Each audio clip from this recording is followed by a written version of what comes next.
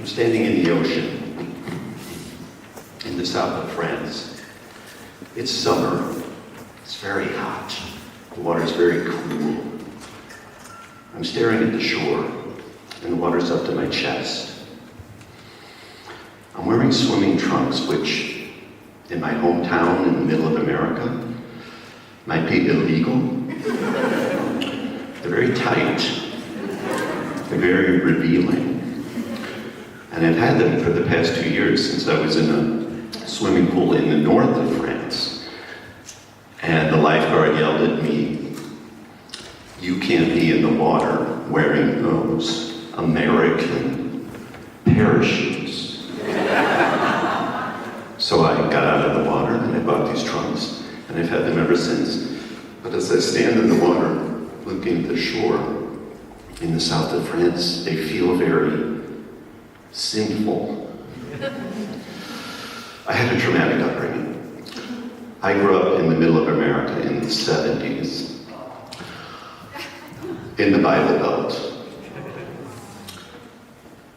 You know, in the Bible, the Passover, well, the whole sexual revolution passed over the Bible Belt. People wrote on their doors, "No thank you. Keep going." I don't know how to describe it back then. It was this hothouse cauldron of Tennessee Williams repression and covert desires and sexual repression, and especially in my house with a Catholic father and a Southern Baptist mother. And my father brought the Catholic ritual, and my mother brought the frenzy of seeing the devil in everything. So this earthly plane was not for enjoyment. You live for the afterlife. This is for self-denial. There is no pleasure here, especially sexual pleasure. There is no, in the whole Bible Belt, there was no sex education. Are you kidding me? There was no, sex before marriage was frowned upon. I think actually sex after marriage was frowned upon. But we had to do it, How else do you get kids? So in school, we go to church once a week. We go to confession once a month. At home, we go to church 1 to 3 times a week. We go to confession once a month. And there's just this feeling, I'm a teenager, my hormones are raging, and there's no outlet. There's, forget about self-pleasure. No, that is the surest way to damnation. Somehow, and if there is a God, thank God, the sexual revolution snuck into the Bible Belt by the way of, for example, music. So as we're driving to confession or church, and my hormones are raging, and I'm thinking, okay, what am I going to confess? Okay, I lied once, I looked at Sarah a couple times. And I hear songs on the radio like Fleetwood Mac, You Make Lovin' Fun, Led Zeppelin, Whole Lotta Love, The Doors, I Want to Be Your Backdoor Man. What is this? I don't know what this is. Am I a backdoor man? I don't know. I'm always getting yelled at for slamming the back door. Maybe I'm a backdoor man.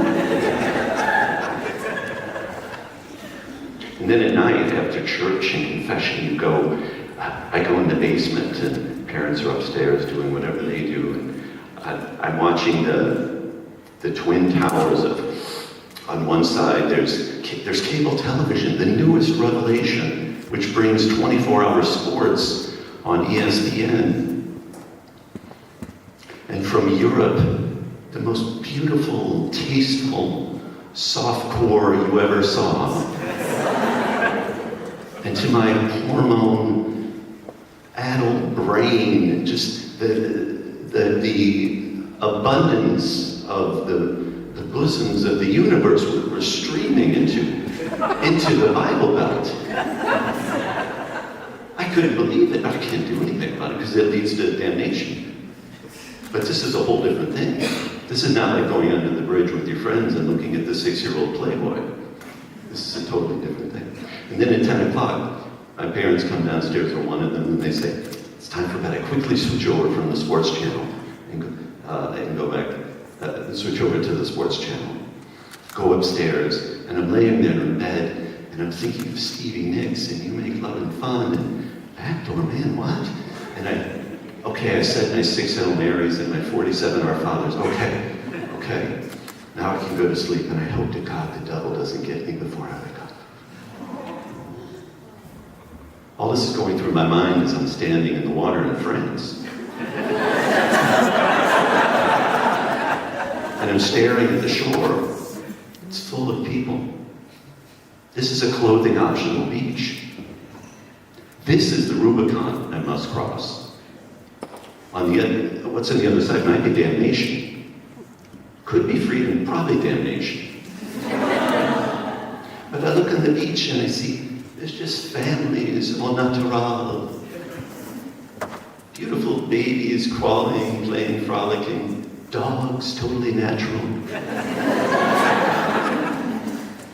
I'm getting a pounding headache because I'm thinking, God, I want that freedom. But can I do it? And in a moment of a wild abandon, I take off the trunks. The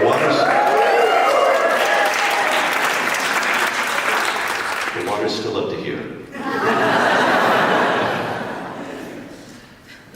And I don't know, the water's feeling very French. It's just kind of caressing me and moving me toward the shore. And I'm thinking, am I doing this? And I'm moving toward the shore, and I hear the Pope yelling in my right ear, and my mother in the other. And I'm moving toward the shore. The water's up to my chest. I feel the air and the sun and the wind on my chest. The water's up to my stomach. I feel the wind and the sun on my stomach. Then I feel the wind and sun on places I've never felt wind and sun. And I'm standing on the beach. God's glory is shining down on me. And I don't know, this is how I remember it. Everybody starts applauding.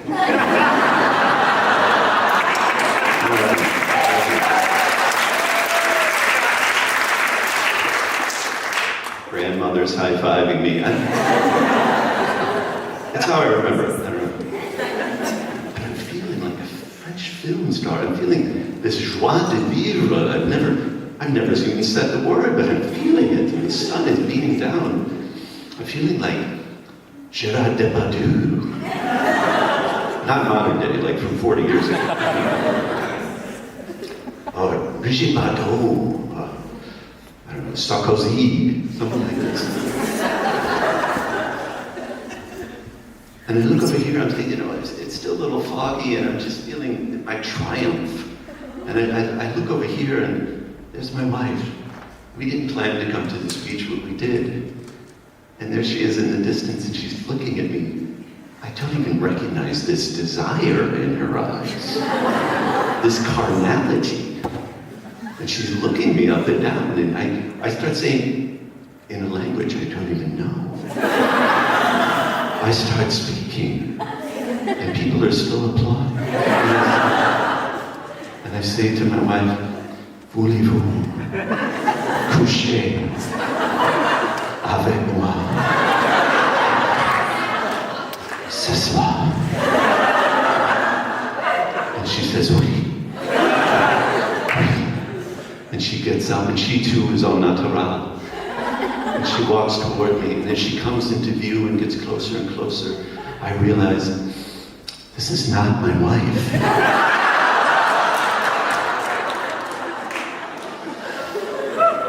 She's over there.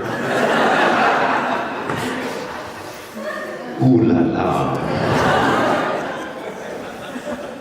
Merci.